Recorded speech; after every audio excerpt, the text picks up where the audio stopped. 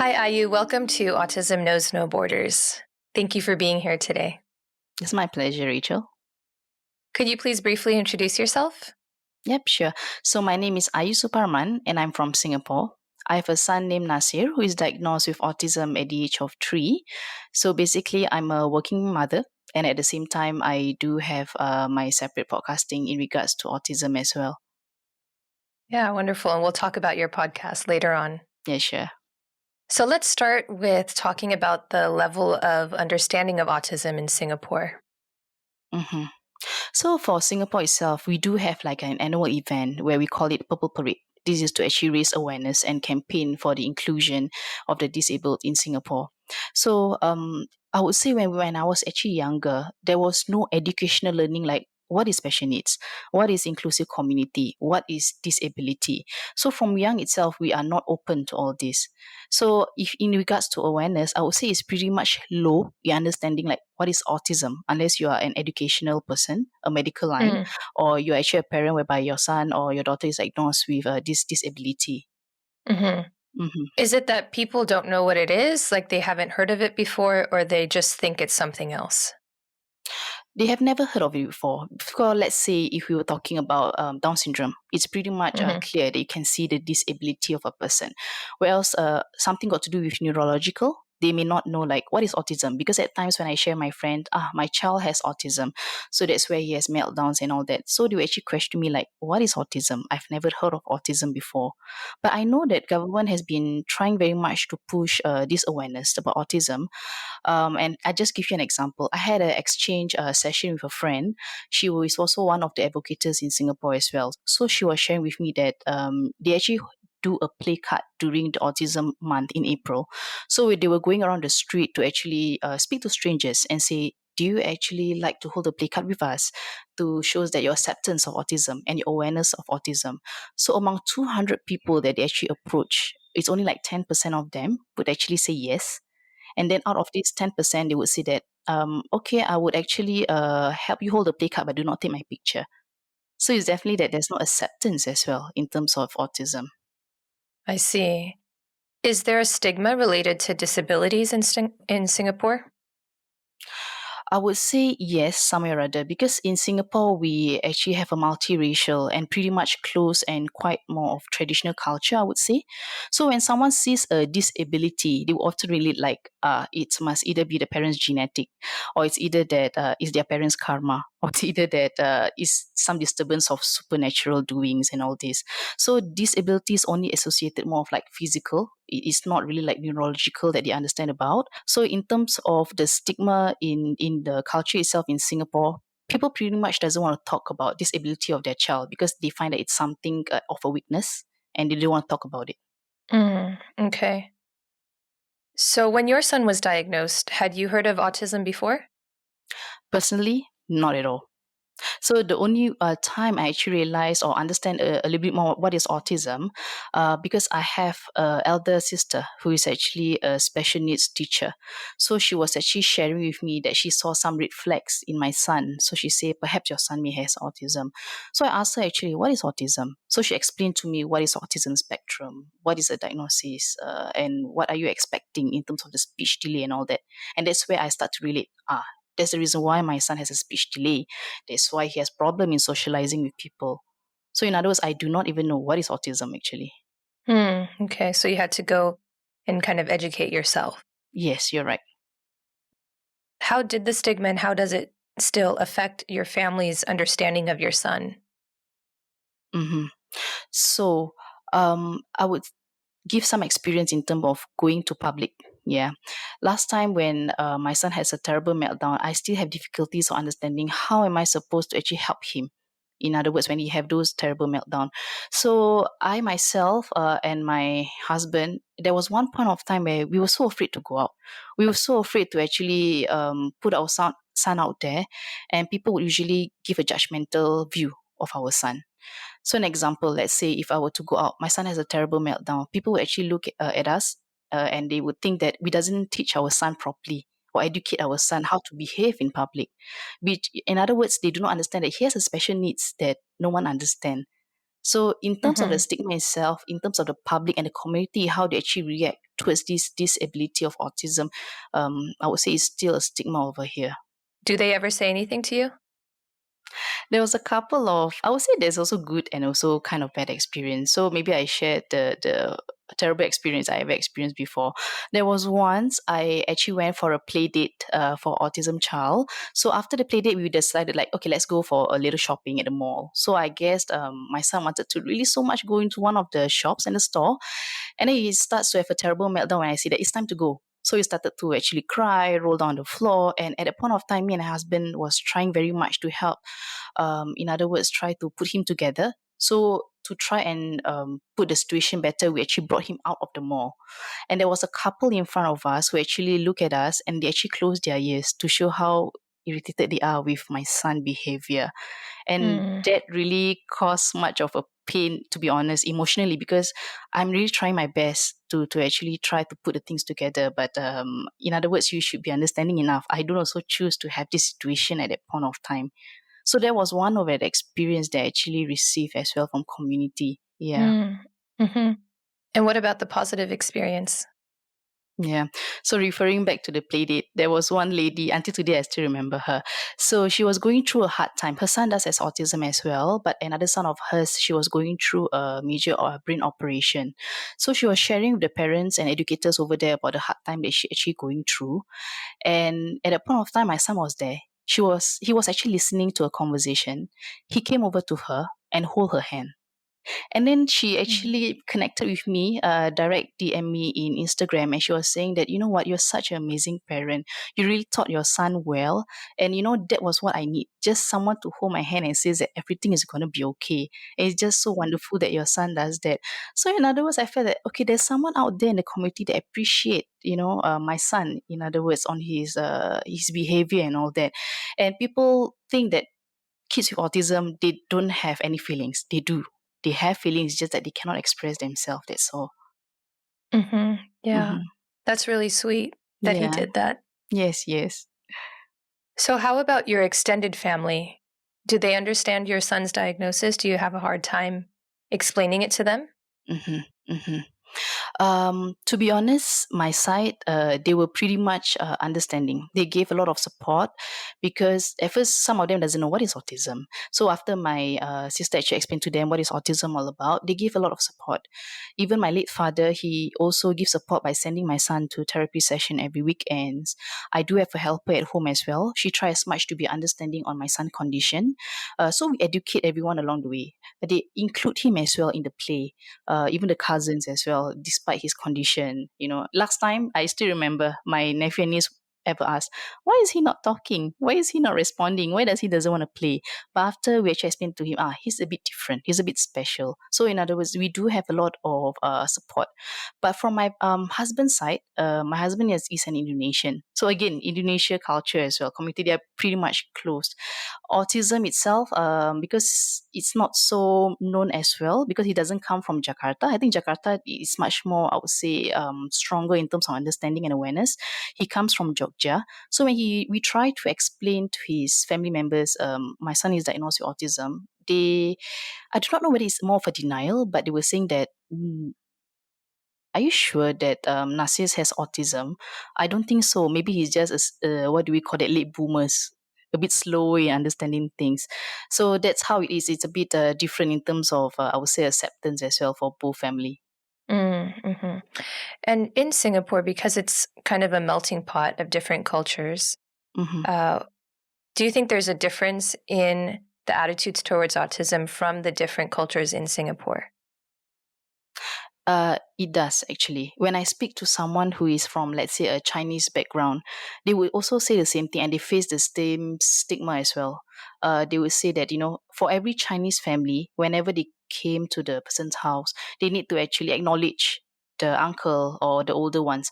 So when the acknowledgement was not there, they find that, again, you didn't teach your son or your daughter properly in terms of manners. Mm. Same goes for the Malay community. Some would think that is supernatural, disturbance and this kind of thing. So different culture have different beliefs. The stigma is still pretty much strong in different culture as well over here. Mm. Okay. And do you notice a difference in how mothers and fathers deal with and process their child's diagnosis there? It definitely does. Because I think as a woman, it's quite a nature that we are more outspoken in sharing our feelings on how we feel about the diagnosis, about how we felt about the challenges and all that. But I think in terms of my husband, he's pretty much a person whereby he doesn't really talk much. Even when there was a stage of denial, he would just keep to himself. Uh, but I would say that I have a very supportive partner. In other words, that some fathers, they don't get involved in terms of the therapy session, but my husband do. He tried to be involved every time when there's a play. He tried to actually take time from his busy schedule to play with my son. And I think parents and including fathers, you guys are so important as well to help us embrace this journey together. Sometimes people would say that, especially Asia, they would say that it's always the mother responsibility to take care of the child, but it's not true. We need two-person at the same time to go through this together. Yes, exactly. Hmm. So, what was that acceptance process like for you and your husband? It was pretty hard, to be honest, because the first time when I still remember when the doctor was telling me that your son may actually has autism, and when they finally diagnosed him with autism, I was pretty much upset, to be honest, because I was thinking like, is it because I didn't take care of my pregnancy well that causes all this? Is it because that I ever did something wrong and then this hits me back? Is it my genetic? Is it my husband genetic? It was really hard, but this boy is really a miracle. You know that every time when we talk about financial, about sending people for therapy and all that, we know it's costly. But when my son actually come to our world, everything really just falls in place. Even when time I don't even look for a job, people actually call me and say, "Hey, I found your resume. Your resume seems interesting. Can I actually interview you?" And everything just falls into places. If you want to say whether are you actually financially struggling in terms of being able to send him to therapy, I would say no, because it just comes and falls into places. And I think it's God's will that He wants it to be in place. And there was one time that I was actually questioning myself. Why does actually I'm gifted with a special needs child? And then after a while, I told myself that you need to embrace this. There's always a reason why actually God gifted and choose you to take care of him. Maybe you can be a good mother to him rather than other ones out there. So that's what kept me going all the time. And in terms of my husband, it's kind of the same. We kind of, there was one point of time we kept quiet and we felt that, is it because something that we did, is it our genetic? But after we talk about it together, we were thinking that no, this is not the way we should be. We should embrace this together. And that's where we start to send him to therapy session.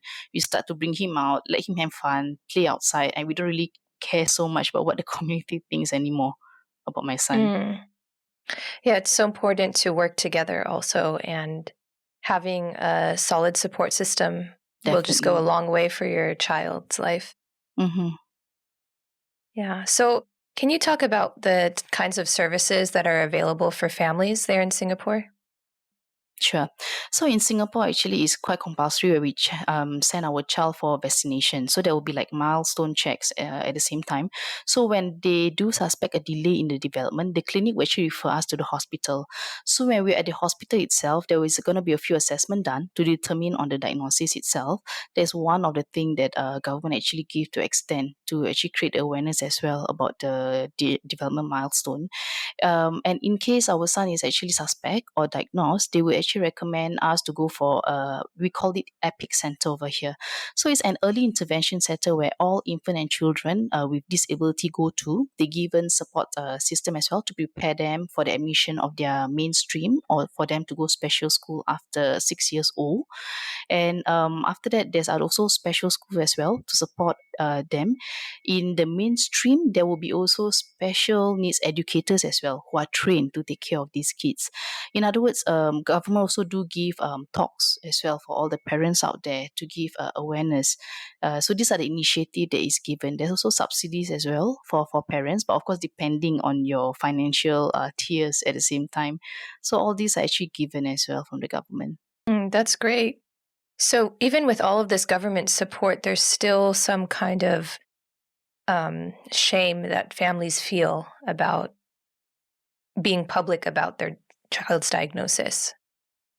They do. Because as I shared, it's because of when we were younger, there was no educational understanding of this disability. So I think it would be good that moving forward, new generation, there's this kind of educational understanding as well. What kind of disabilities there out there, and that's where when they grow up, they tend to be more accepting and understand that when my friends are like this, it's because they are special in their way. Because for now, this is lacking in terms of awareness. That's whereby kids are just being kids. Their occupation is just to play, right? So when they feel that Mm-hmm. their friends is a bit different, then they will tend to like, I don't want to have to be your friend or something like that. So in terms of when they were younger, these things are not exposed at all. Mm-hmm. Right. And it's so important to educate the youth because they're the future generation. Yes, definitely. Is there any ABA therapy in Singapore, applied behavior analysis? Okay, so there is ABA services as well in Singapore, be it by the government or be it by private therapists as well at the same time. So if you're actually interested to find out more, for the rest who are actually looking for answers, you guys can actually tap into any of the ABA services out there.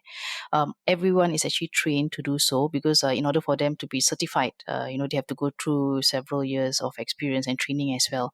So all these are also available out there. In any case, if you're Okay. wondering, yeah, what is ABA? Okay, great. And when you were looking for services for your son, was what was that experience like? Because sometimes parents, they, just go to Google and they, so much information, misinformation comes up also. How are you as a parent able to choose what's best? Okay. So for me, I did a lot of research, really a lot of research. Like you say, go to Google, search, whatever therapy is there out there for our son.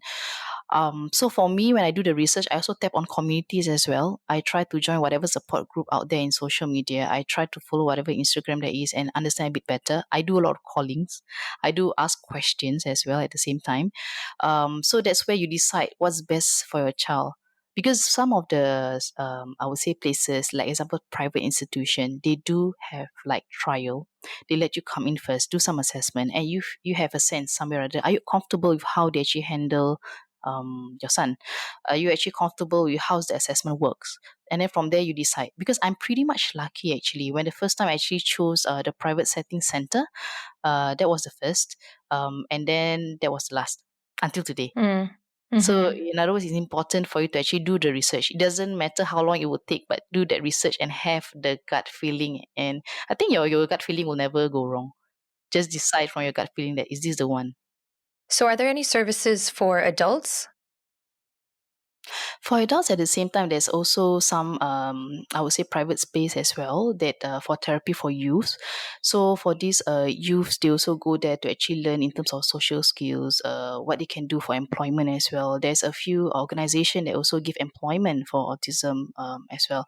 So these are a few platforms that they actually created to make sure that they give support as well for those special needs. Hmm. Mhm. Okay. What kinds of services does your son receive? Mhm. So at this point of time, for him, I would say the weaknesses is because of his speech. So I'm currently sending him for speech therapy every week. Um, I did share just now about EPIC, or we call it EPIC over here for the early intervention. But even that, you got to wait for a while, like 6 to 9 months. So that shows like how many autism child or even special needs child is out there. It's a waiting list that we need to wait. So aside from waiting, that's what I do. I'll send him from private speech therapy to help him while waiting for the admission. Great. And is he able to communicate with simple words? Yeah, I'm really amazed that I'm actually not expecting that he's able to actually speak in sentences right now. The difference between having a special child and a child who is able is that when you hear them being able to recognize colors, simple things like that, or even let's say transportation, you just find it like wow, it's amazing. Because child at 3 or 4 years old, they'll be able to speak and tell you like, I need to go to the toilet, so on and so forth, but our child can't. So when me as a special needs mother, when I actually hear that coming from him, it's really amazing. The happiness is way different than any others could actually feel about it. But he's coping well at the same time. Even the teacher saying that he's coping slowly but surely, of Hmm. course. Yeah. Can you tell the story of maybe the first time that you heard him express his needs? hmm So the first time that I actually heard him expressing his needs is when he wanted to go to the toilet. So he was actually saying in Bahasa, saying that, Mom, I want to pee pees. So pee is basically I need to actually pee, So that was the first time I was like, where did you learn that from? Yeah, Yeah. he was like he's expressing himself because most of the time he would either like try to show gestures. Of course, we do not want him to continuously showing gestures, but when he says that, I was like, wow, that means you've been learning Hmm. from school or you've been learning from whatever I've been repeating every time, every day. So yeah, in other words, I feel that we shouldn't give up. Even if you feel that, they are not listening, they are actually listening. It's just that they didn't time to process all this as well. Hmm. Yeah. So, what are some of the things that he likes to do? What are some of his interests?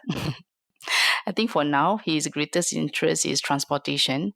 And to be honest with you, I am amazed as well that he can really memorize and recognize every vehicles, even some of the vehicles that I don't know. I even learned from him as well. So every pictures, I brought him a stack of vehicles, a book. So he every time, every night, he would just flip the books and then he will show me like this is car, this is yacht, this is movers, and it's amazing. In other words, I believe there's some strength in them that we do not know. We just need to find out what is the strength, and then we got to tap on it. Hmm. Yes, exactly. Build on their strengths. Yeah. Um, so, as a special needs mother, when you think about his future, what comes up for you? Hmm. I always been thinking that almost every day, to be honest, because even like now, I'm just thinking. Sometimes during his meltdown, I would then have to even struggle to help him put himself back in place, and I wonder like even one day that I'm gone, can he actually be independent himself in doing things? Will he ever get married and have his own generation to take care of him at the same time? Will he ever have a job outside there? Would the community ever be accepting, or would there still like be bullying at the same time? Because we need to remember that when they're actually young, they will become youth and they will become adult eventually. So how does the public would actually treat him at the same time? There's a lot of question mark in my head, to be honest. But I know that as much as of now as I can, I need to push him further and further to actually improve himself and embrace this journey. Because if I don't, who will, right? But Mm. definitely there will Um, be a lot of questions as well. mhm. And you also have another son. Yes, I do have another son, age of 1 now. What's the relationship like between Nasir and his younger brother? So as siblings, definitely there is like I would say siblings rival. At the same time, Hmm. they I would say it's like a love hate relationship. Okay, one thing about Nasir is he is very protective over his brother, despite he can't actually express himself. But whenever he sees the brother fall down, he would be the first person to immediately get up and actually help the brother. But at the same time, of course, kids will still be kids. When they play, they will still have some sort of like fighting over another. But in other words, he expressed his love very much to his brother. I realized that kids with autism, even those kids that I met out there, they are full of love, really. They are so sincerely full of love in comparison with able children. Mm. Yeah. Yeah, it's just about finding the way to communicate with them in Yes, their you're own right. way. Mm-hmm. All right, Ayu, you and your husband Hita, Mm-hmm. as you mentioned, you have your own podcast called Parenting Made Special. Mm-hmm. Why did you decide to start this project? Mm. Um, for both of us, to be honest, we are just normal parents. We are not an influencer in here in Singapore. So when we wanted to start the podcast, we wanted to start with one intention to help the parents out there to understand what autism is all about. Because when I was first have my son diagnosed with autism, I was a bit lost. I do not know where can I actually hear real stories. Am I the only one who's actually struggling and going through this? Is there anywhere that I can actually find help just to hear people talking, therapists coming forward to share their experiences or what I can learn? I cannot find anything in Singapore. Most of the time, it's either that they post in social media, but we as a working parent, you do not have time to sometimes look through the social media at the same time. So I was telling Hita, you know what? I think we should do this for the community. We should stop this stigma. We should stop this taboo that people is having about autism, allow those working parents to actually hear and learn along the way while they're actually going to work, listen to podcasts, and these are the things that they can relate to. We want to make things more relatable. So for us, both of us had totally zero knowledge of podcasting. We went to take up some courses to learn and start to approach people as well to see whether would you like to actually come in and be one of our guests and all that. So yeah, that's how it started. It's just about like I say, just one intention to help all the parents out there. You just launched in January, right? Yeah. Pretty recent, just January.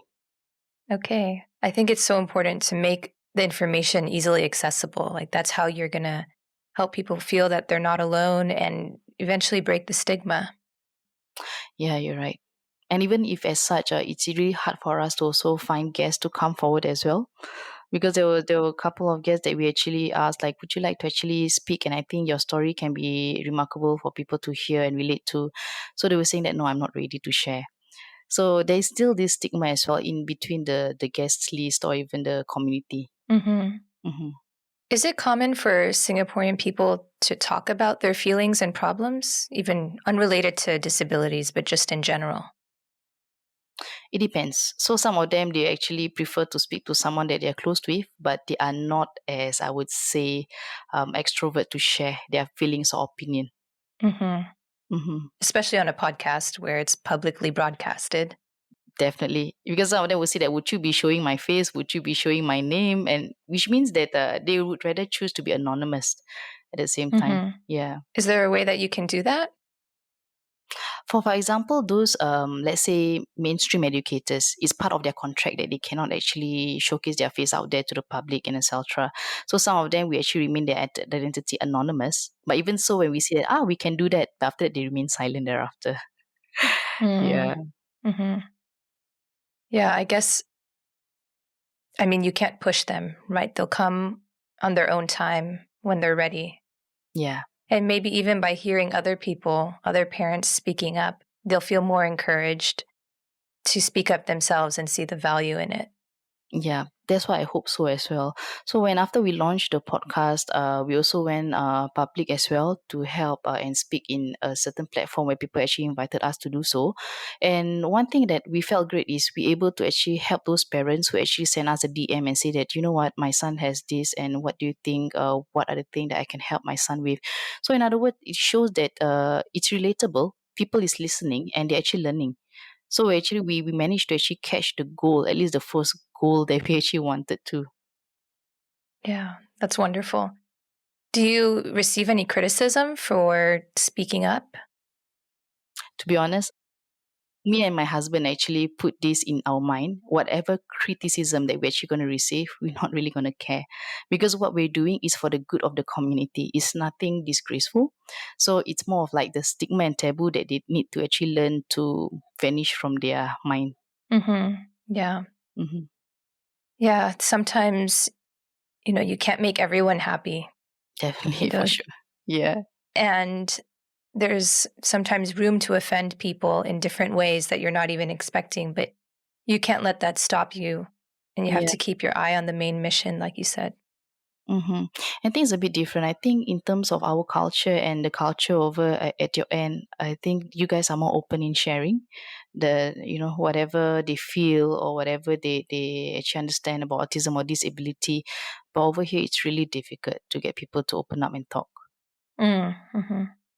So my mother's Filipino, and Mm-hmm. so I understand a lot about Southeast Asian culture. I know it's different, the subcultures within, but I know what you're talking about.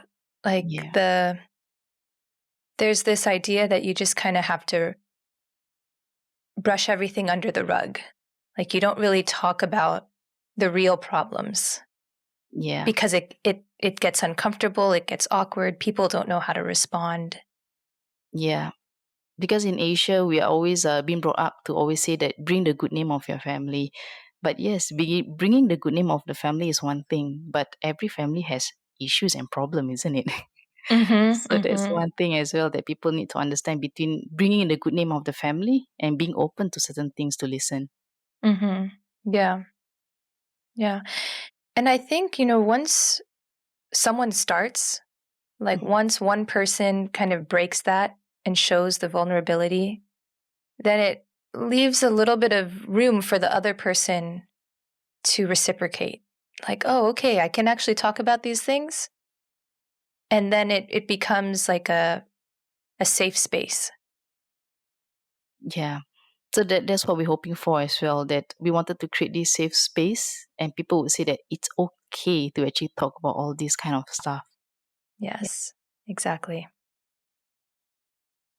All right, Ayu. So you and your husband also founded your own clothing business, HA Mode, in which you design traditional batik and songket. Is that right? Songket Yep, you're right. apparel. So could you talk about that? When would people usually wear these types of prints? Mm-mm. So, my husband is Indonesian himself. So when I actually visited Jogja, I really fell in love with how the designs of batik is. Every batik has a meaning to it. So most of the time, people usually use it to actually use it for, like, let's say, weddings, for those big events and all that. But I realized one thing, that people do make it affordable in Singapore. They make it expensive, in other words, for this batik and also songket. So there was just one random day that I was telling my husband, you know what, I just wanted to make this affordable for all the Malay community out here, to say that they can look good, wear affordable clothes, and then, yeah, with the whole family. So that's where we started this business since 2016, it's almost 5 years now.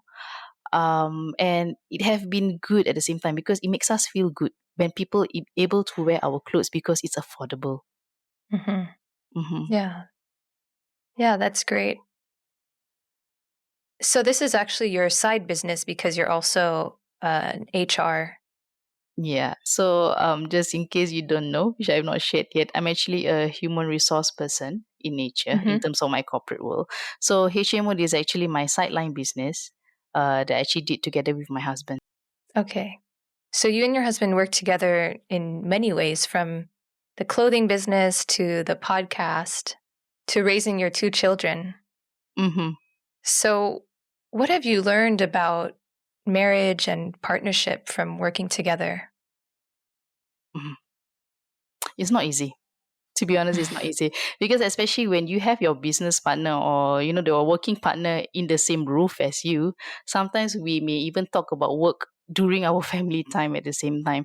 But I think all these actually bring us closer together. I begin to understand, like, every decision making that we make, we always have to have the decision together. We speak more, we share more, we discuss more to explore things as well at the same time. It becomes like we become a better team member for each other. So it actually helps us in terms of our marriage at the same time, because we spend more time together doing things together. We learn to trust each other in whatever decision we are making. Even when for this podcasting as well, I trust him as well in terms of whatever technical that he gonna do just to make this work. So, Hmm. in other words, it really helps us in terms of our communication. And one thing that I would advise for all parents out there, including whatever you want to do for your best of your child, in whatever business terms or whatever, communication is the main key. Anything that you are not comfortable with, speak it out with your partner. Anything that you need help with, seek help with your partner. It's all about communication. Hmm. Hmm. Yeah. Yeah, exactly. I've learned that also because my husband edits this podcast. And so we've had to learn a new way to communicate with each other. And it's funny you're saying that sometimes the work conversation spills over to the family time, and we've Hmm. had to set boundaries. Like, Right. okay, we're not going to talk about how we're going to edit the podcast at lunch, because Mm-hmm. also now, because of COVID, we're 24/7 always together. We can't go out even outside of our city because Mm-hmm. of the restrictions. Mm-hmm. So finding that balance, I think, is so important. Right. I'm not gonna lie and say that I'm gonna paint a beautiful picture and tell you that everything gonna be smooth sailing for both of us. There will be time there's gonna be a fight, and a big fight, and then we tend to not talk to each other at all about just work stuff, whatever decision we're making. But at the same time, after the whole small fights, at the end of the day, we are still family. We're still gonna come back and we're Hmm. still gonna talk about it. So sometimes that's where they say that sometimes family makes a good business partner. At the same time, it depends on how you actually see it. Oh, yeah, that's true. Right. Yeah.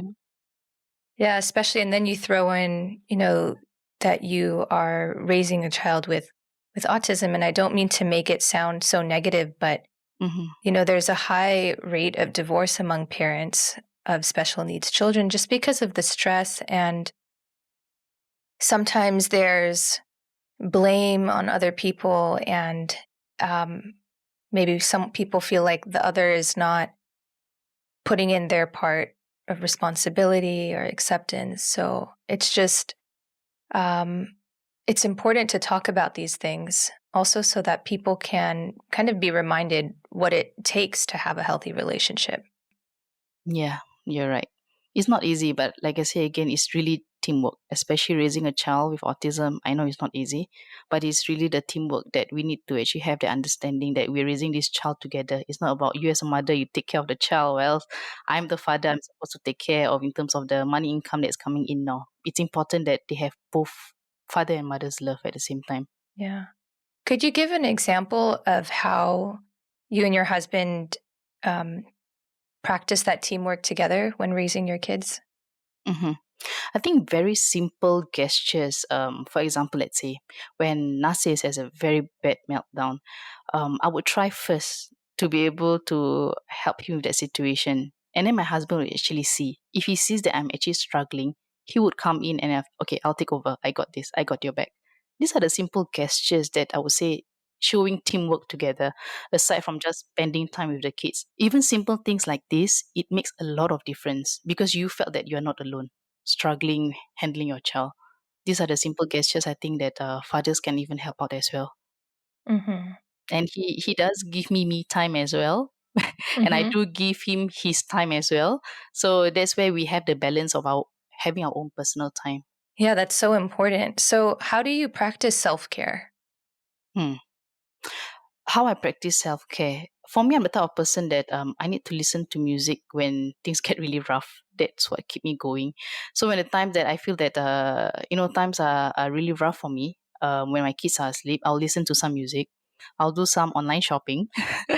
And that's how I actually show my self care and self love at the same time. I would do spend time with some close friends as well, to just chit chat and have some conversation. Doesn't have to be about my child; can be about any other conversation. So I do wine out as well to watch some Netflix. So these are the things that I also take care of myself. Um, and parents need to understand that self care and self love is important for yourself too. You need time as well to give yourself some self love and self care. Yeah. Yes, there's that famous quote, you can't fill from an empty cup. Right. Agree. Yeah. All right, Ayu, let's wrap up with one last question. Sure. So, what advice would you give to other parents who maybe just find out that their child has autism, like they're in the early stage of receiving the diagnosis? hmm I understand that to accept the fact that your child is different and has a disability, it's hard, especially when no parent would want to give birth to a child who has a disability. Everybody wants their child to be healthy. Everybody wants a child that is well.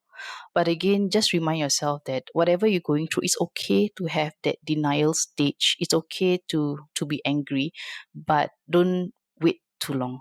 Because I do have young parents out there, they take years to actually accept that, and by the time there is a huge gap of delay for a child. So it's okay to have this denial stage, but don't take too long and give your best support for your child. Remember that the child is a responsibility that is given to us.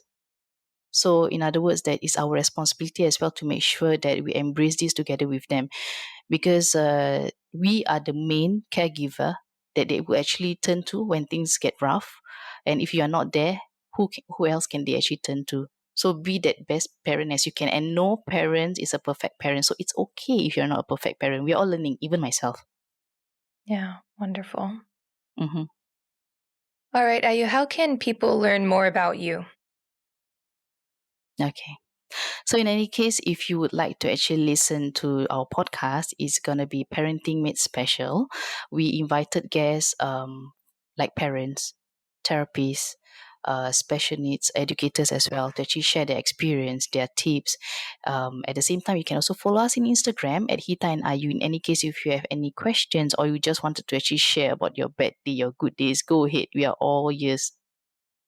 Thank you so much for sharing your story with us. I think, you're giving inspiration to a lot of parents, and also you're building a community with your own podcast and helping people feel that they're not alone and that they have a place to go for resources. You are my inspiration, Rachel, for setting this up first.